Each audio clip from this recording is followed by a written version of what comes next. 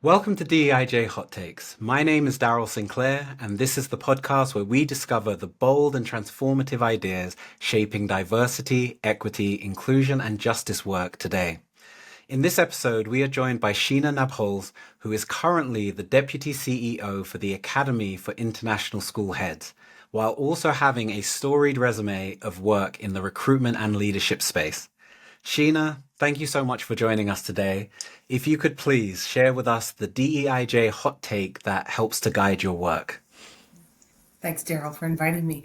My hot take is that intercultural competency among school leaders is critically important to the success of any belonging and inclusion initiatives in a school.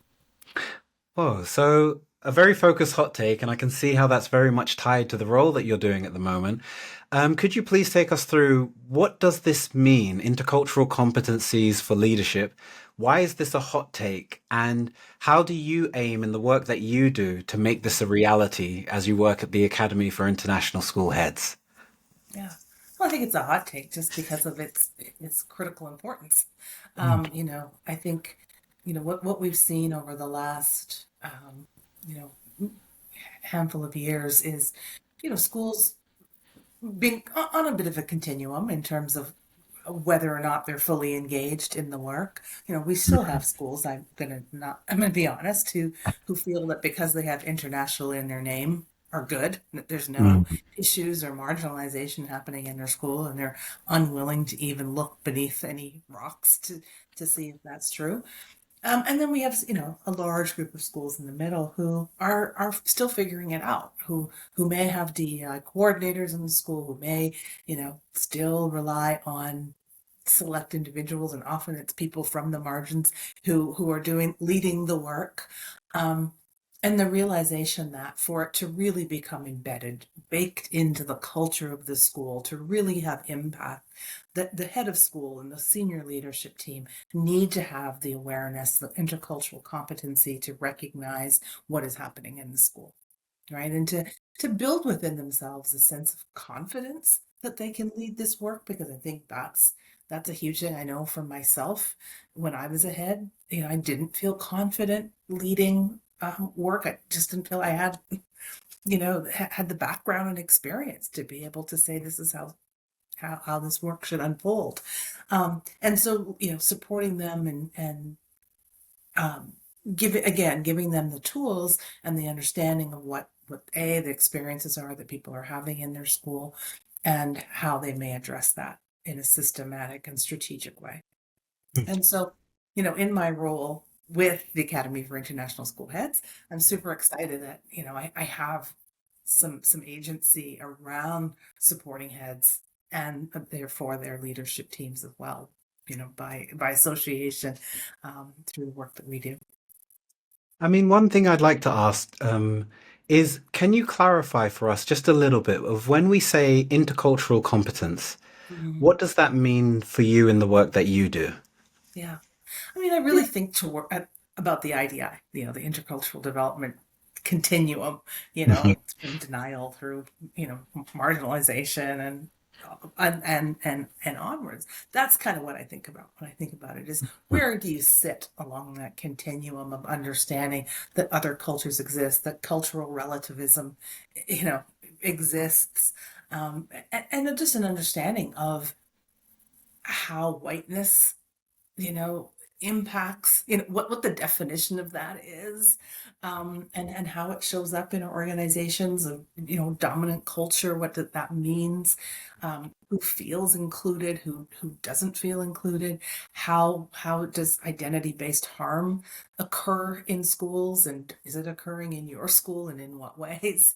And just again, an acknowledgement of the context and the culture that your school is in, and the environment that your school is in, and how that plays a role, because of course it's very different in Ghana than Germany, than Singapore. And really understanding that, I think, is all part of that competency that we hope to help and support, and just hold conversations. Just bringing people together to have those conversations, I think, can be very rich.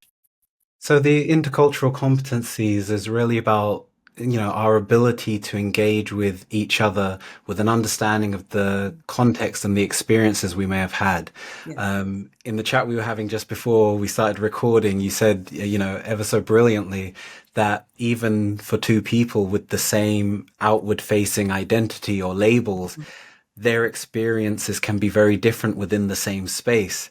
So Yes. it's important for us to be flexible and to be aware of those experiences to be able to work Mhm. together. And that would be intercultural competence, understanding Mhm. that, your culture isn't tied perfectly to your outward identity. Mhm. We need to understand and be able to work with different cultures and work interculturally.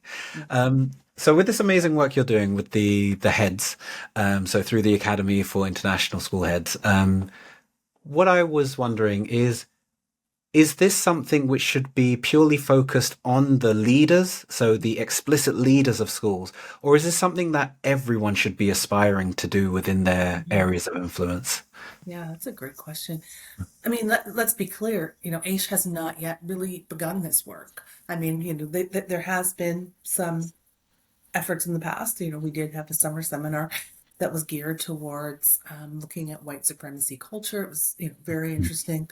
Um, not a lot, it hasn't really carried forward in the work that we've been doing the last couple of years. And so now I feel that, here's a real opportunity for us to, um, embark on a series of new initiatives.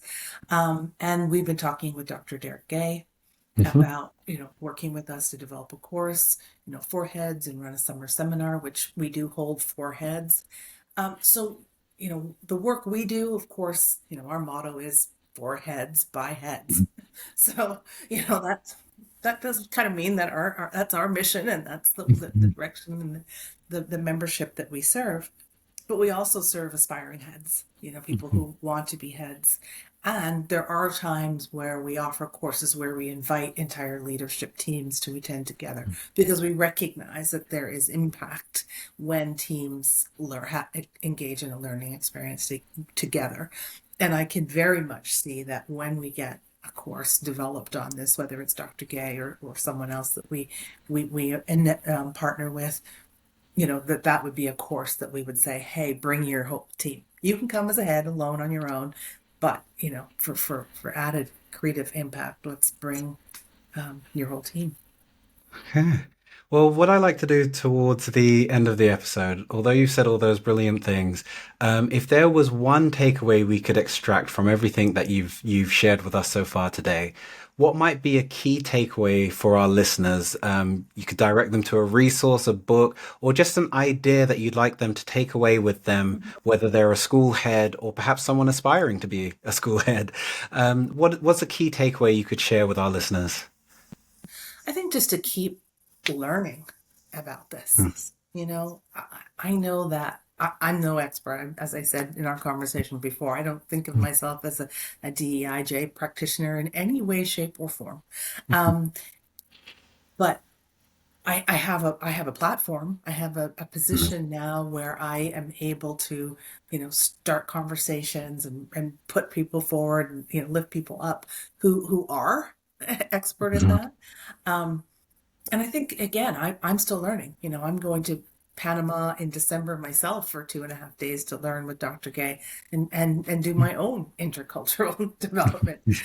And I just think, just we all need to keep this as a learning topic in our professional learning goals moving forward. I mean, thank you so much for that. And I really want to just quickly stealing the end, but the point that you've just made with regards to, whether or not you're a DIJ practitioner, and I hope a few people listening that might have resonated with them, the influence that we can have as individuals, as we discussed, on access, on equity, on outcomes for people, doesn't require us to have the title of DIJ practitioner or consultant, so on and so forth. Sometimes the work that we're doing, making sure people can work together effectively with intercultural competence, is having a widespread impact, which will help advocate for people who have previously been marginalized. So Yeah. definitely want to give a shout out to the work that you're doing Thank you. and give you a big thank you for such a thoughtful discussion and sharing with us the work that you're doing.